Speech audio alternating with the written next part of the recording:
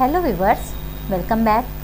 आज आप सोच रहे होंगे कि हम ऑनलाइन शॉपिंग का कुछ रिव्यू लेके आए हैं या अपना कोई ब्लॉग या होम रेमेडी लेके आए हैं।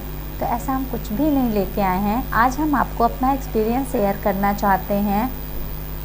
चूँकि 1 महीने से काफ़ी प्रॉब्लम में मेरी पूरी फैमिली थी, हम थे, और 1 महीने बाद ये कैमरा हम उठाए हैं और आप लोगों से बातें कर रहे हैं।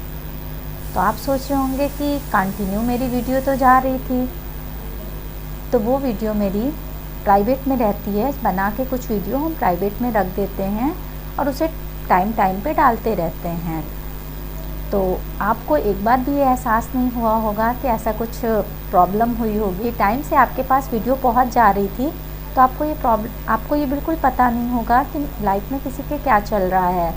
तो चूँकि 1 महीने बाद हम अपने आप को थोड़ा सा बेटर महसूस कर रहे हैं, हमें लगा कि मेरे जो सब्सक्राइबर हैं उन्हें हम बताएं कि हम किन किन चीज़ों को फेस किए हैं, और उन चीज़ों को फेस करने के बाद आज यहाँ हम आपके सामने बैठे हुए हैं।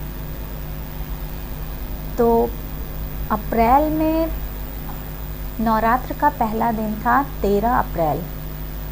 उस दिन मेरा व्रत था। व्रत करने के बाद एज़ यूजुअल जैसे कॉलेज जाते हैं डेली, वैसे ही हम कॉलेज गए आए।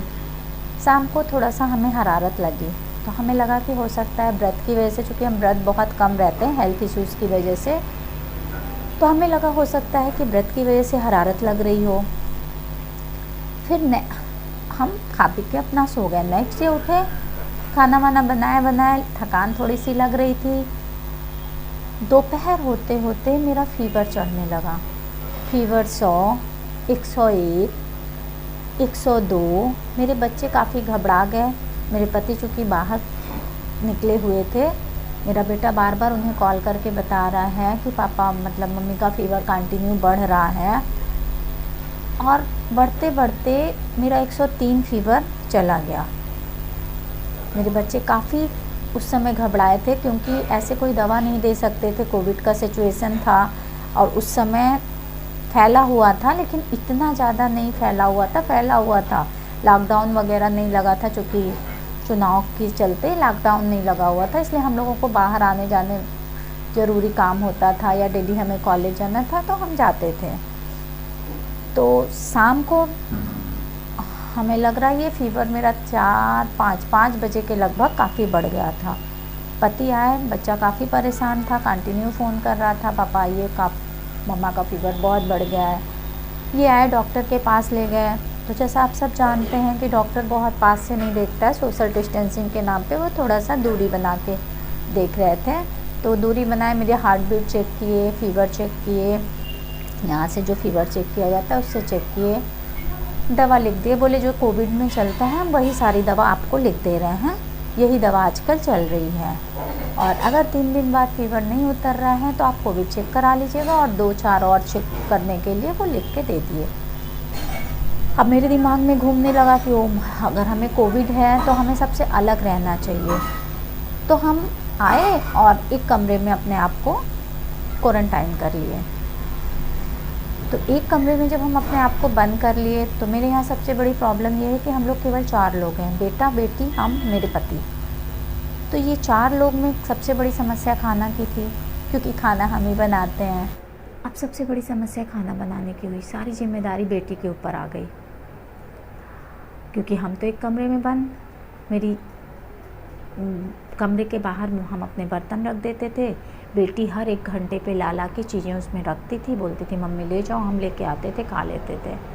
वो हर 1 घंटे पे, मतलब एक माँ की तरह वो होता है ना कि बच्चे एक माँ की तरह वो अपनी भूमिका निभा रही थी।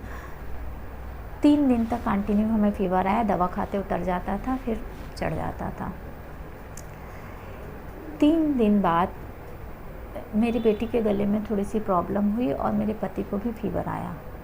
वो लोग डॉक्टर के यहाँ गए, डॉक्टर इन्हें देखा और इनको भी दवा लिख दिया कोविड वाली, और बोला कि आप लोग सब जाके कोविड चेक करा लीजिए। ये लोग बोले ठीक है, घर आए। फिर चूँकि हम एक कमरे में बंद थे, बाहर क्या हो रहा हमें कुछ पता नहीं था। बिल्कुल अकेले उस कमरे में दिन भर पड़े रहते थे, फीवर था तो इसलिए बहुत ज़्यादा बात करने का मन, गले में इन्फेक्शन था तो बोल भी नहीं अच्छे से पाते थे। चुपचाप एक कमरे में लेटे रहते थे। जो खाने पीने को आता था बेटी देती थी, टाइम टू टाइम भाप देने को देती थी, वो खा पी लेते थे, भाप वगैरह दे लेते थे और उस कमरे में पड़े थे। ऊपर क्या ये लोग डिस्कस कर रहे हैं हमें नहीं पता, आपस में आए, डिस्कशन हुआ, ये हुआ कि चलो ठीक है कोविड चेक करा लेते हैं। हमें बताया गया कि हाँ हम लोग सब लोग कोविड चेक कराने चल रहे हैं। तो हम बोले बड़ी भीड़ होगी, तो लोग बोले कोई बात नहीं, जहाँ हम लोग चल रहे हैं वहाँ भीड़ कम है। हम बोले चलो ठीक है, गए हम लोग वहाँ पे। हाँ भीड़ कम थी, चूँकि हॉस्पिटल नहीं था इसलिए भीड़ कम थी। तो वहाँ इंस्टेंट चेक हुआ। चेक में हस्बैंड पॉजिटिव, बेटी पॉजिटिव, हम पॉजिटिव, बस बेटा नेगेटिव। उतने टाइम तो बहुत ही ख़राब सिचुएशन थी, हम कुछ कह भी नहीं सकते थे। घर में 3 लोग पॉजिटिव। अब समझ में नहीं आ रहा था कि करें क्या हम लोग। फ़िलहाल ये समझ में आया कि बेटा को अलग कमरे में रखा जाए और हम लोग अलग रहा जाए। और यही हुआ, बेटा को अलग रखा गया, हम लोग अलग रहे। और मेरी कंडीशन ऐसी थी कि हम बिल्कुल उठ नहीं पाते थे, बस उठते थे, ब्रश करते थे, खाते थे, सोते थे, इसके अलावा आँख खुलती ही नहीं थी। बेटी थी वो अपना लाती थी टाइम टाइम पे पापा को, क्योंकि इनका भी फीवर, चूँकि इनको शुगर की प्रॉब्लम है, इनका फीवर भी बढ़ता था। बेचारी इनके सर पे पट्टी रखती थी, इनको दवा देती थी, हमें खाना देती थी, हमें दवा देती थी। पूरे दिन वो यही करती रहती थी। एक माँ की तरह वो सेवा करती थी दोनों की। और मेरे पति को थोड़ी सी प्रॉब्लम है, उन्हें कुछ दवाएं सूट नहीं करती, जिसकी वजह से उनका फीवर जल्दी उतर नहीं रहा था, जिसकी वजह से हम लोग बहुत टेंशन में थे। ऐसी सिचुएशन थी कि हम लोग कहीं बाहर भी नहीं जा सकते थे।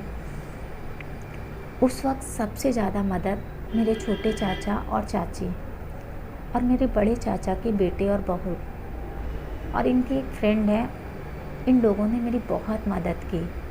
हमें नहीं पता वो हमें सुन रहे हैं कि नहीं सुन रहे हैं, मेरा ये वीडियो वो देख रहे हैं कि नहीं देख रहे हैं, पर दिल से उनका थैंक यू करना चाहते हैं, क्योंकि उनके साथ की वजह से काफ़ी चीज़ें ईजी हो गई थी। क्योंकि हम चारों लोग एक कम घर में बंद हो गए थे, हम बाहर जाके ना दवा ला सकते थे, ना कुछ खाने की सामग्री ला सकते थे। चाचा मेरे चाचा वो सारा अपना लाके फ्रूट्स, सब वेजिटेबल्स सब भर के रख देते थे। अंदर नहीं आते थे, घर के बाहर रख देते थे, छत पे हम लोग जाके ले लेते थे। चाचा का बेटा सारी मेडिसिन वगैरह, इनके फ्रेंड्स ऑक्सीमीटर वगैरह, अदर मेडिसिन वगैरह, डॉक्टर से बात करना, सारा काम वो करते थे। तो हम लोगों को थोड़ा सा इजी हो गया था, क्योंकि इन लोग की अगर मदद नहीं मिलती तो शायद इतना इजी नहीं होता। लेकिन उतने टाइम कंडीशन इतनी ख़राब थी, इतनी नेगेटिविटी अंदर आ रही थी कि बता नहीं सकते हम आपको। इनके एक फ्रेंड हैं, वो डेली कॉल करते थे, वो खुद बीमार थे, कोविड पॉजिटिव थे, उनकी माता जी उन्हें भी कोविड हुआ था, फिर भी वो डेली इनका हाल चाल लेते थे। चूँकि गले में इन्फेक्शन था इसलिए ये बहुत बात नहीं कर पाते थे, तो हम लोग इनका फ़ोन रिसीव करके हाल चाल दे देते थे। और इनकी सिचुएशन ऐसी थी कि इनका फ़ीवर उतर ही नहीं रहा था, समझ में नहीं आता।